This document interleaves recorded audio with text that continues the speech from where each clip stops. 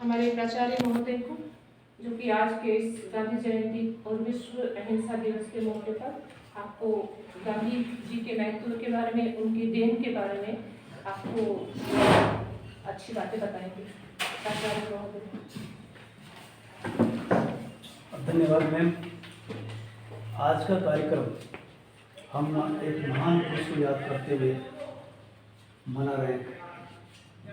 हमारा ये नवोदित महाविद्यालय हिंडोली, जिसके 2 पाए हैं, डॉक्टर सविता चौधरी और मैं सामने, और 2 पाए और रामधन शर्मा और बनवारी लाल जो यहाँ मौजूद है, और हमारे अतिथि जिसे भी आप बखूबी वाकिफ है, धारा संस्था के अध्यक्ष है, और ये कई मिशन में लगे हुए हैं जो इस उम्र में सोच भी नहीं सकता जो काम ये कर रहे हैं।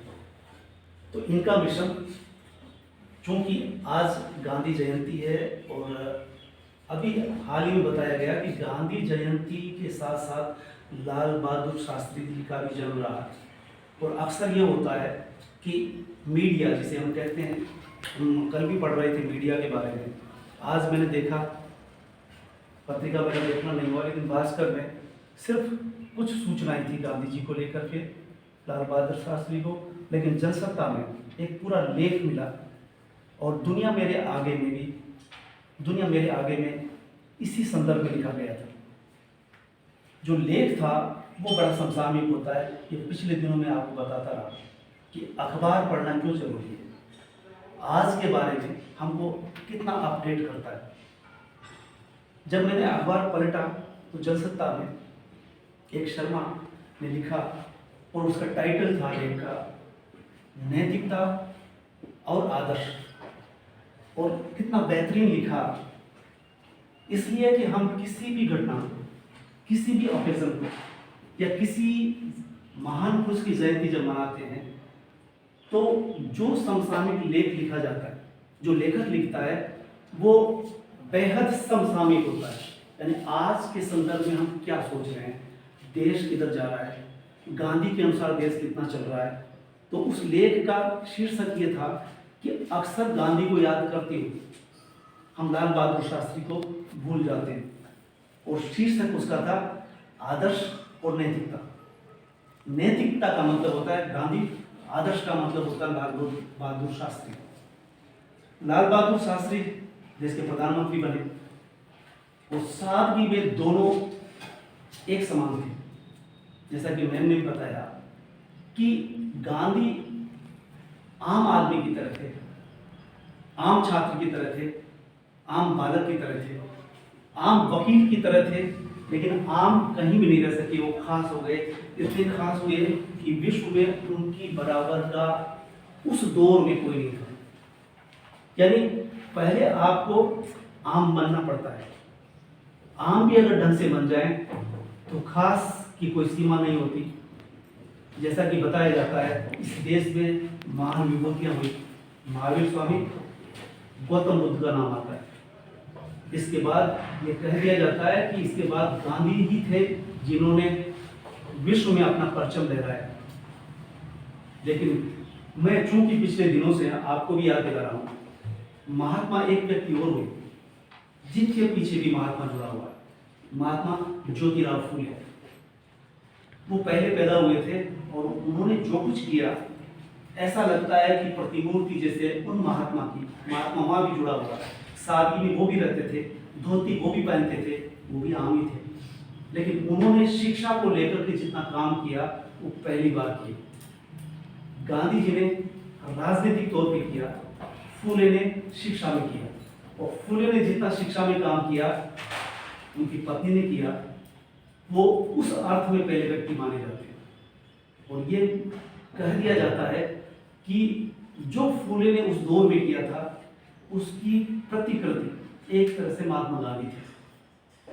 तो महात्मा गांधी को हम जब याद करते हैं तो हमें याद होना चाहिए कि उनके समकक्ष या समकालीन गौतम बुद्ध का नाम लिया।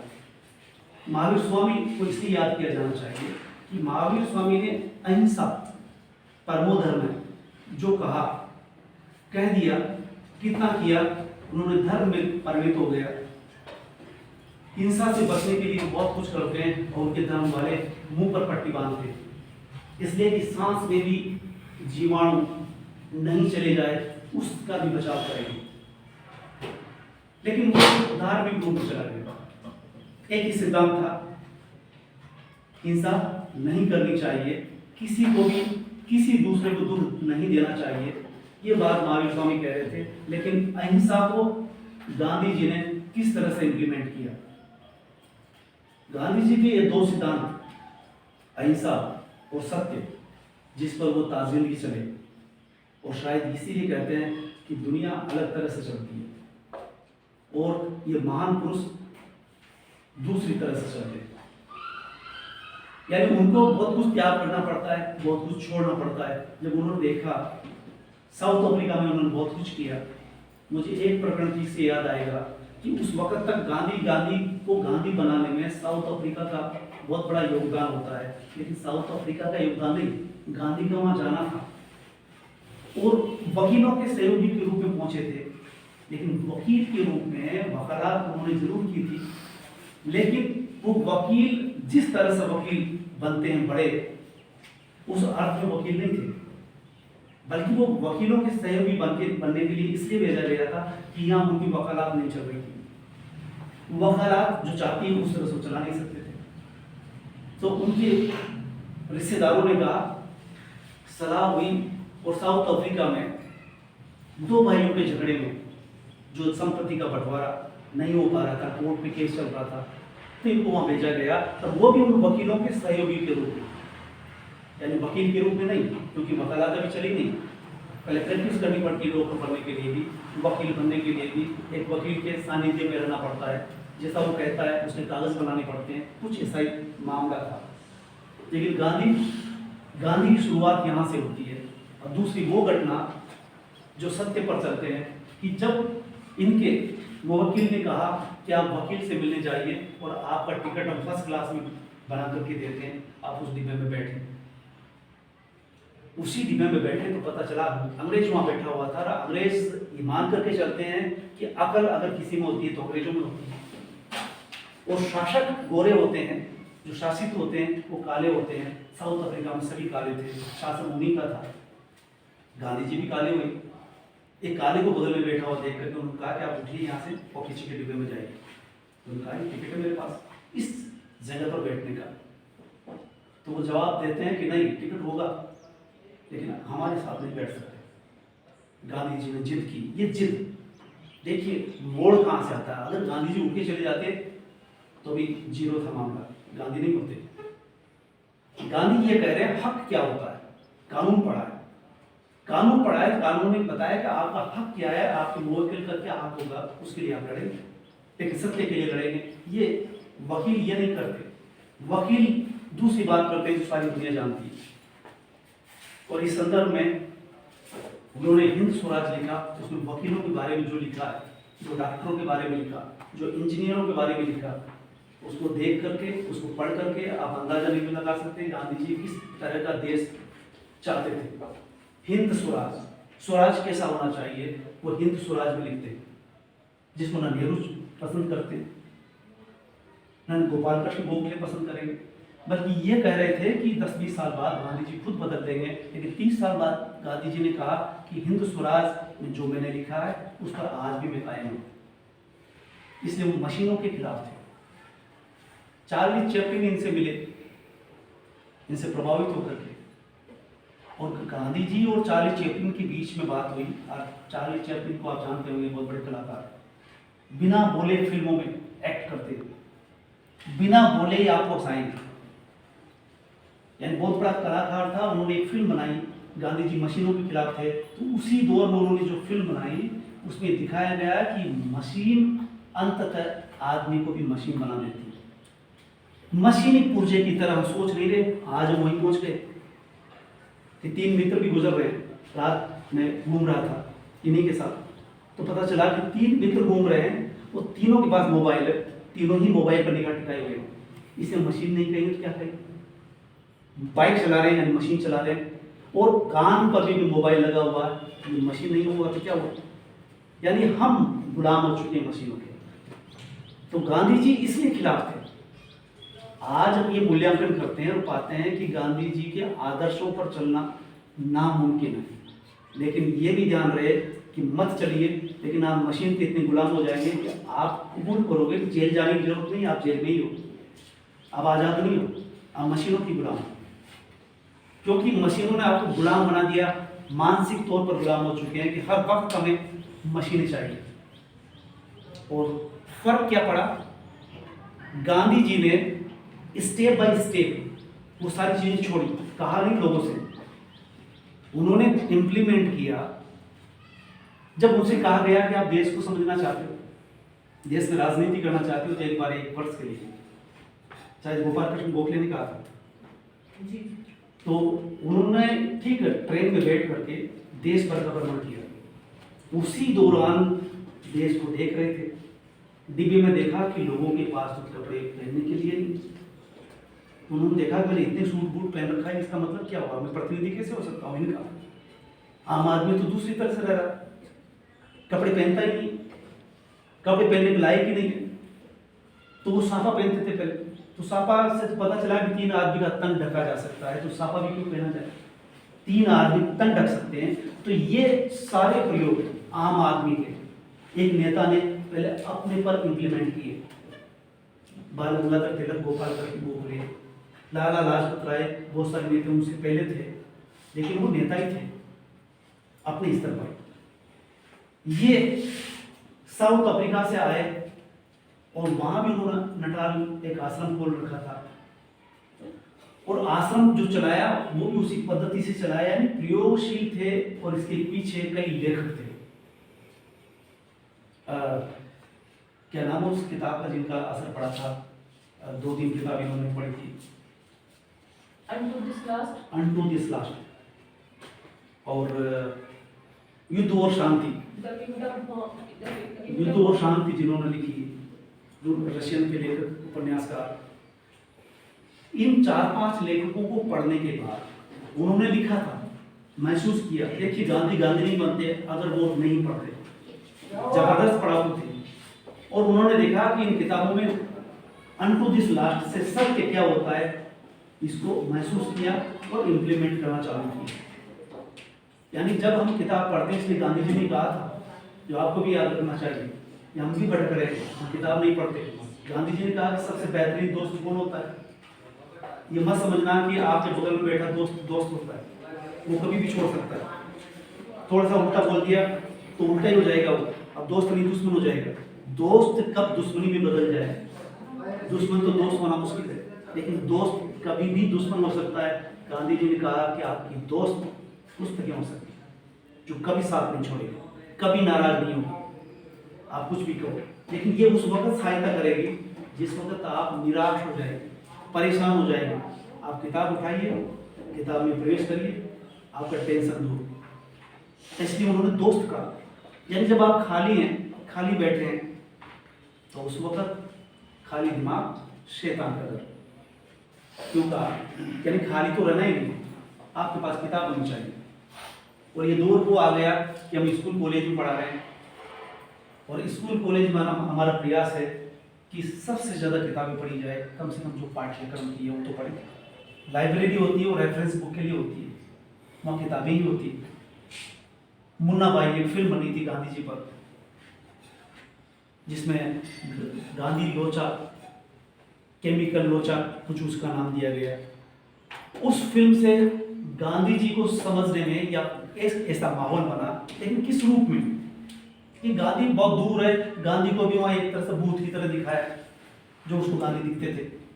जब ये बताया गया गांधी दिखते नहीं थे, बल्कि उनके दिमाग में कुछ ऐसा हो गया कि उसको गांधी दिखाई देने लगते थे। यानी जिसके बारे में हम ज़्यादा सोचेंगे तो वही दिखाई देगा। तो ये फिल्म भी लोगों को आज के दौर के हिसाब से पसंद आई। एक फिल्म ये भी बनी, गांधी को मैंने मारा।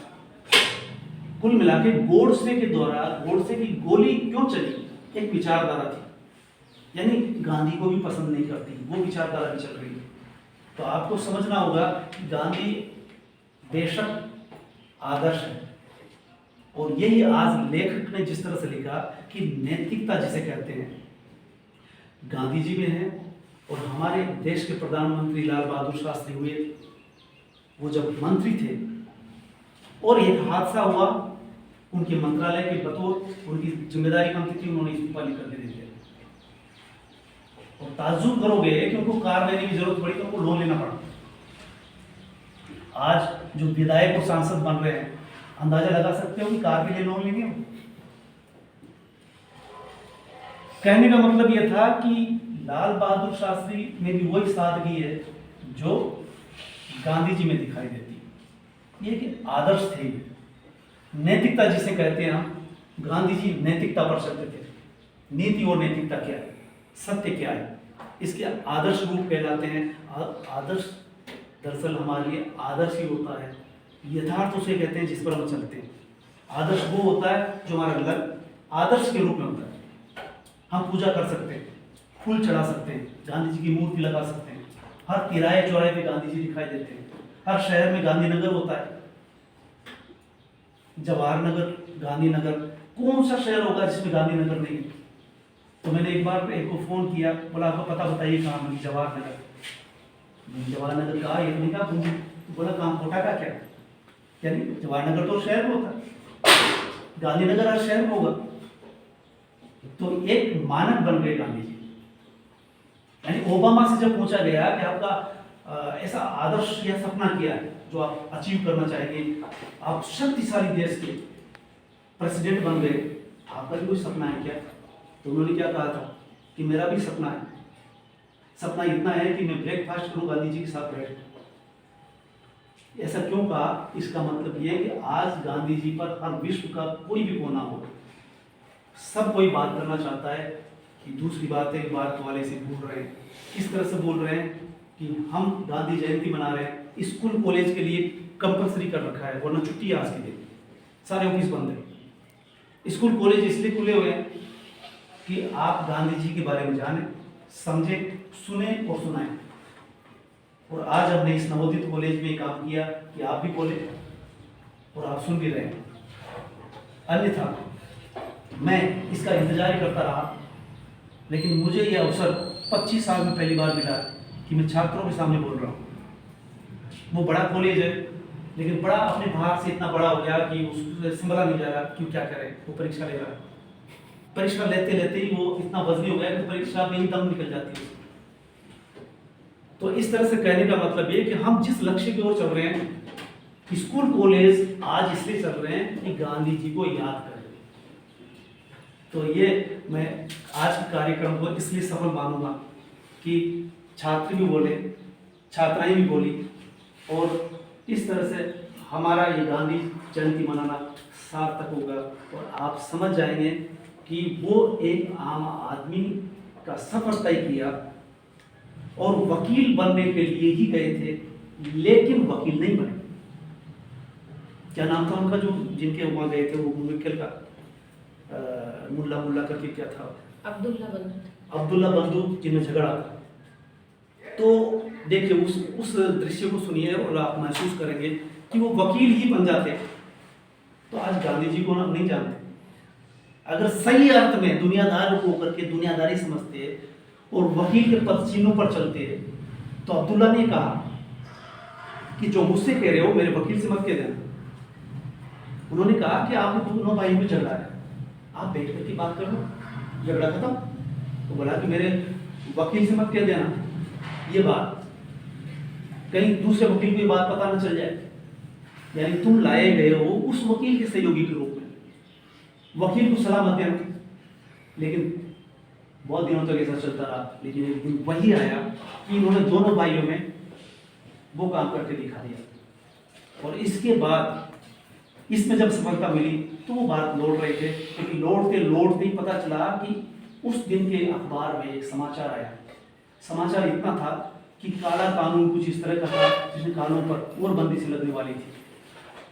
तो उसके खिलाफ उन्होंने ठाना और उनसे अब्दुल्ला जी से कहा कि आप इकट्ठे हों और एक पिटीशन लगाएं, कोर्ट में अर्जी लगाएं और इसके खिलाफ आवाज़ हम इकट्ठे होकर के फीस जितनी लगती है वो की जाए। तो उन्होंने कहा कि ये काम आप ही करेंगे।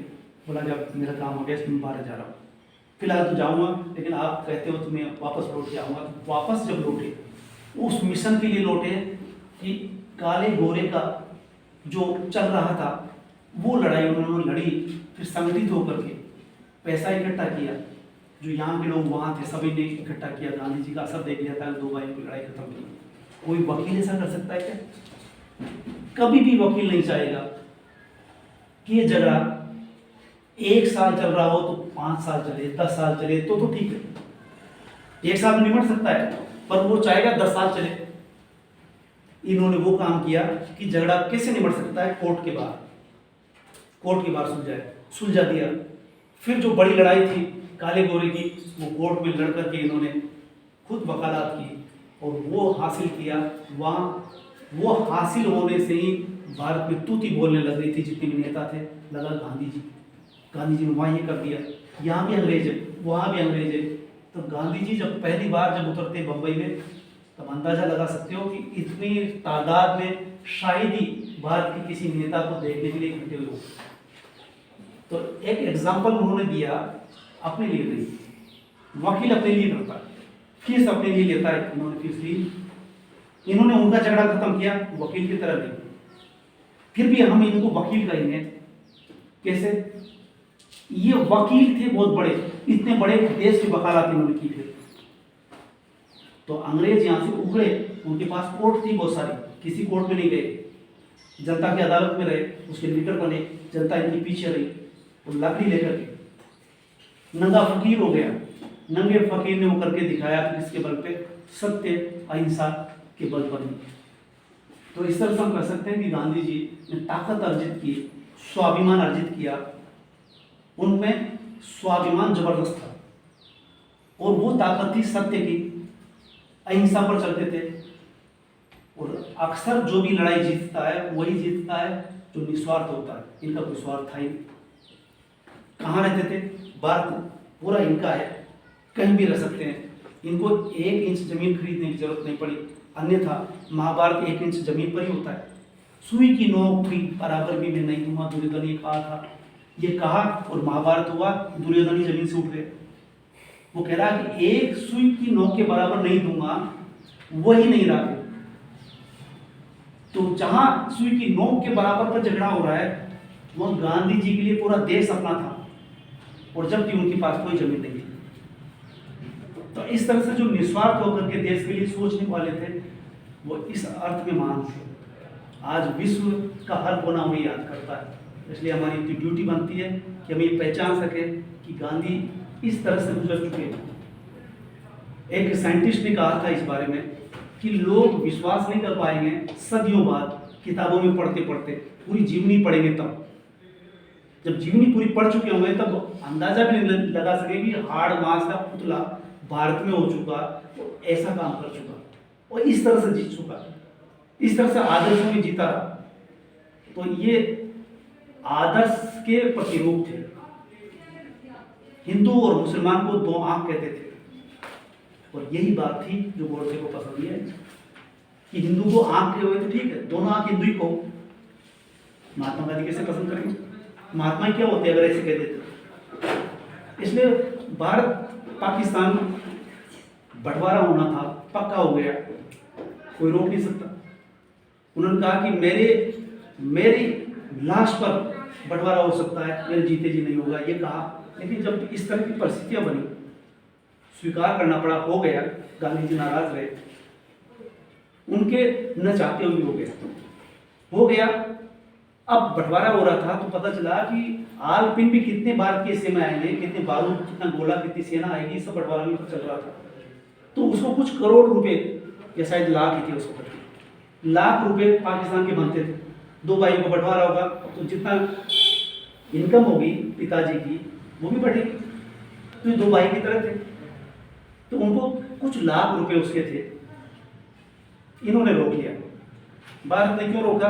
बोला कि ये अगर पैसा गया तो हथियार खरीदेगा, हमारे खिलाफ जम्मू कश्मीर में जो घुसपैठ कर रहा है उसमें इस्तेमाल करेगा, इसलिए भी रोक दिया जाएगा। गांधी जी को पता चला तो बोला कि नहीं, ये अनैतिक है। नैतिकता ये कहती है कि उनका पैसा तो दो, और भूख हड़ताल पर बैठ गए।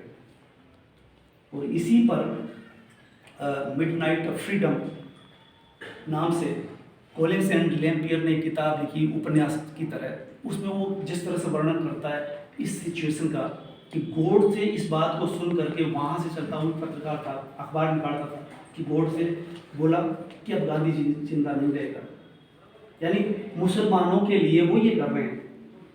वो उनको ये लगा कि हिंदू के खिलाफ है गांधी, तो गांधी को समझना आसान काम नहीं। गांधी को गांधी समझने के लिए एक विचारधारा उसके विरोध में हो जाती है और उनका बलिदान हो जाता है। इस तरह से हम एक शख्सियत को यहाँ इस देश से गुजरते हुए पाते हैं, जिनकी मूर्तियाँ आप देखते हैं, अब जिनके नगर आप यहाँ देखते हैं, गांधीनगर, गांधी जी की मूर्ति, तो उनका मैसेज इतना ही मान सकते हैं हम कि जब उन्होंने कहा कि पुस्तकों को दोस्त समझे, तो कम से कम इतना तो कर ही सकते हैं। विद्यार्थी के बतौर आपसे ज़्यादा उम्मीद नहीं कर रहे कि कपड़े छोड़ो गरीबी देख के, मोबाइल छोड़ो ये भी नहीं कह रहे हम, मोबाइल सुनो, हमारे वीडियो जो डल रहे हैं उनको देखो, कोई दिक्कत नहीं, मोबाइल भी आपका मददगार होगा, लेकिन किताबें जरूर पढ़ें। अगर किताब पढ़ रहे हैं तो आप गांधी जी को फॉलो कर रहे हैं। तो मैं आज के कार्यक्रम की इस रूप में सफल तब मानूंगा कि हमारे दोनों तरफ से संवाद हुआ, विद्यार्थियों ने भी बोला। धन्यवाद।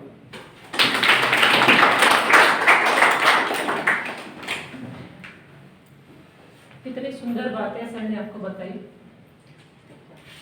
कुछ चीजें ऐसी होती हैं जिनका सामयिक महत्व होता है और कुछ चीजें ऐसी होती हैं जो युग युग में महत्वपूर्ण बनी रहती हैं। गांधी ऐसे व्यक्ति हुए हैं जिनकी ये माना जाता था, जैसे कि सर ने बताया, कि वो अपने विचार वापस ले लेंगे या जब देश आजाद हो जाएगा तो उनकी प्राथमिकता खत्म हो जाएगी। आप देख रहे हो, सर ने भी बताया आपको कि गांधी की प्राथमिकता दिन ब दिन बढ़ी है और जिस देश के कभी हम उपनिवेश रहे थे, ब्रिटेन के, जो आज के विश्व की महाशक्ति है अमेरिका, ब्रिटेन और अमेरिका दोनों जगहों पर गांधी बकिंगम पैलेस में गांधी की प्रतिमा स्थापित की गई है। ओबामा का उदाहरण सर ने आपको बताया कि वो गांधी के साथ लंच करना चाहेंगे। ये उस व्यक्ति की बात है जिसको हम बड़ा आम कह रहे हैं, आम बातों के बारे में आम जन के, गरीब के नजरिए से सोचता है, लेकिन गरीब के नजरिए को, गरीब की जरूरतों को इतना महत्वपूर्ण बना देता है कि उसी के कारण खास बन जाता है। तो हम कितनी सुंदर बातें सीखते हैं कि अगर आपको खास बनना है तो आम होना सीखना पड़ेगा। बड़े बनने का मतलब कभी भी मानवीय मूल्यों से अलग होना नहीं है। हम जीते तो यथार्थ में हैं, लेकिन आदर्श हमारे लिए हमेशा पूजनीय बना रहता है। तो हम आदर्श को जब नजर में रखते हैं तो हमारा व्यावहारिक जीवन, रोजमर्रा का जीवन सुंदर हो जाता है, क्योंकि वो हमें उसी व्यावहारिक जीवन को अच्छे तरीके से जीने की प्रेरणा देता है। गांधी कहीं आसमान से नहीं उतरते, हमारे ही बीच में हमें में से एक व्यक्ति गांधी बन जाता है। तो हम ये सीख सकते हैं कि हम में से कोई भी व्यक्ति अगर उसमें इंटीग्रिटी है, अगर वो अच्छी सोच रखता है और अच्छी सोच को फॉलो करने का सामर्थ्य उसमें है, तो वो अपना नाम कमाएगा। हमें गांधी बनने की जरूरत नहीं है। गांधी जिन परिस्थितियों में पैदा हुए और बने वो अलग परिस्थितियां थी जो आज नहीं है, ना कल के जमाने में होगी। लेकिन हम सीख क्या सकते हैं कि खास बनना है तो आम बनना पड़ेगा। तो मेरे ख्याल में सर को हम सभी सर का आभार व्यक्त करते हैं, धन्यवाद देते हैं कि गांधी के जीवन के बारे में उन्होंने ऐसी बातें, मूलभूत बातें आपको बताई जो हम किसी भी समय में कुछ भी कार्य करते हुए सीख सकते हैं और अनुकरण उनका कर सकते हैं। जहाँ तक विद्यार्थियों की बात है, आप लोगों की बात है, आपको इसलिए ये पर्वों का महत्व आपके लिए है क्योंकि आपका अपना अध्ययन इतना विस्तृत नहीं होता, इतना बड़ा नहीं होता कि ऐसी बातें आप अपने ही दम में सीख सको। और इसलिए दो तरफा संवाद हमने रखा है कि बच्चे जो है, आप लोगों में से जिन लोगों ने व्याख्यान दिए, गांधी की कुछ बातों को आपने पकड़ा, कुछ बातों को हमने पकड़ा, आपने हमें कन्वे किया और हमने आपको कन्वे किया। विद्यार्थी जीवन की जहाँ तक बात है, अब गांधी ऐसा विषय है जो किसी भी विषय से बाहर नहीं है। आप साहित्य पढ़ोगे, कहानी उपन्यास पढ़ोगे, गांधी को उसमें पाओगे। आप इतिहास पढ़ोगे, गांधी के आंदोलन पढ़ोगे। राजनीति विज्ञान पढ़ोगे, गांधी की विचारधारा पढ़ोगे। अर्थशास्त्र पढ़ोगे, गांधी इकोनॉमिक्स पढ़ोगे। समाजशास्त्र पढ़ोगे तो गांधी के विचार पढ़ोगे। कला आप देखोगे, अगर आपने टोंक का बस स्टैंड देखा है तो मुझे, मैं जब भी जाती हूँ मुझे टोंक के बस स्टैंड पर लगी हुई वो स्टेचू हमेशा देखती हूँ, जो गांधी की दांडी यात्रा का अनुरूप, गांधी की दांडी यात्रा की प्रतिकृति वहां बनाई गई है। और उससे भी सुंदर प्रतिकृति गांधी की दांडी यात्रा की दिल्ली में स्थापित है, जिसको 30 जनवरी चौराहा कहते हैं। आप देखोगे कि काले इस पत्थर में बनाई गई वो गांधी सबसे शीर्ष पर है, सबसे आगे है, अपनी लाठी लिए हुए, घुटनों तक धोती पहने हुए, साड़ी लपेटे हुए। और उसके पीछे स्त्री पुरुषों का, कुछ स्त्री पुरुष दिखाए गए हैं जब गांधी दांडी पर जा रहे थे, उसकी वो कॉपी है। तो आप देखोगे कि वो कितनी सुंदर प्रतिकृति है। बहुत ही कम चीजें आपको इतनी सुंदर लगेंगी जितनी वो 30 जनवरी की प्रतिमा आपको लगेगी। तो हमारे लिए ये जरूरी नहीं है कि हम ज्ञान केवल किताबों से अर्जित करें। अगर आप सिर्फ किताबों को ही ज्ञान का माध्यम बनाओगे तो बोर हो जाओगे, जैसा कि आपके साथ होता भी है। कई बार जब घंटे से लंबा लेक्चर हो जाए तो आप बोर हो जाते हो। तो हम सीखने के बहुत सारे जहाँ से हम सीख सकते हैं, भले ही आप अपने टीचर के व्याख्यान से सीखें, कहीं से भी सीखें, भले ही आप कलाकृतियाँ देखकर सीखें, भले ही आप मूवीज देखकर सीखें। जैसा कि सर ने बताया किस तरह से मेडिकल के विद्यार्थी के जीवन में गांधी महत्वपूर्ण बन जाते हैं, क्योंकि जिन समस्याओं से वो जूझ रहा होता है उसका समाधान उसको गांधी में दिखाई देता है और गांधी उसके मनोमस्तिष्क पर अवतरित हो जाते हैं। गांधी का जो दक्षिण अफ्रीका का जीवन था उसके ऊपर एक मूवी बनी है जिसका नाम है द मेकिंग ऑफ महात्मा। पूरे गांधी के जीवन पर एक मूवी बनी है जिसने बहुत सारे ऑस्कर अवार्ड जीते, उसका नाम है गांधी। गांधी और हिटलर की तुलना करने के लिए भी एक मूवी बनी है जिसका नाम है गांधी और हिटलर, गांधी और हिटलर। गांधी का बड़ा बेटा विद्रोही हो गया था, तो उसकी बड़ी दर्दनाक परिस्थितियों में मृत्यु हुई उसके ऊपर भी एक मूवी बनी है, गांधी माय फादर। गांधी की ऑटोबायोग्राफी है द एक्सपेरिमेंट्स विद ट्रुथ, इतने इंटरेस्टिंग है, आप में से हर एक को पढ़नी चाहिए।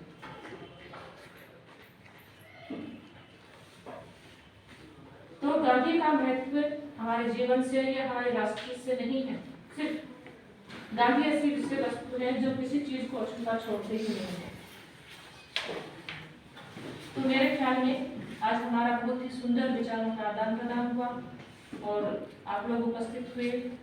सर ने आपको एक व्याख्यान दिया पूरे गांधी के कृतित्व और व्यक्तित्व को समाहित करते हुए, और सर को भी लगा कि हमारा एक सफल आयोजन हुआ। जब हम बड़े हो जाते हैं, जैसा कि सर ने बताया, तो चकाचौंध में गायब हो जाते हैं, जीवन की सरलता छूट जाती है। जब हम शुरू में होते हैं, छोटा हमारा ऑर्गेनाइजेशन होता है, तो सरलता बनी रहती है। तो हमारे अपने कुछ फायदे हैं, हम अपना एक बेहतर इंटरेक्शन कर पाएंगे। तो आप सब लोगों का बहुत बहुत धन्यवाद। वो परवीन जी भी बोलना चाहते हैं। जी हमारे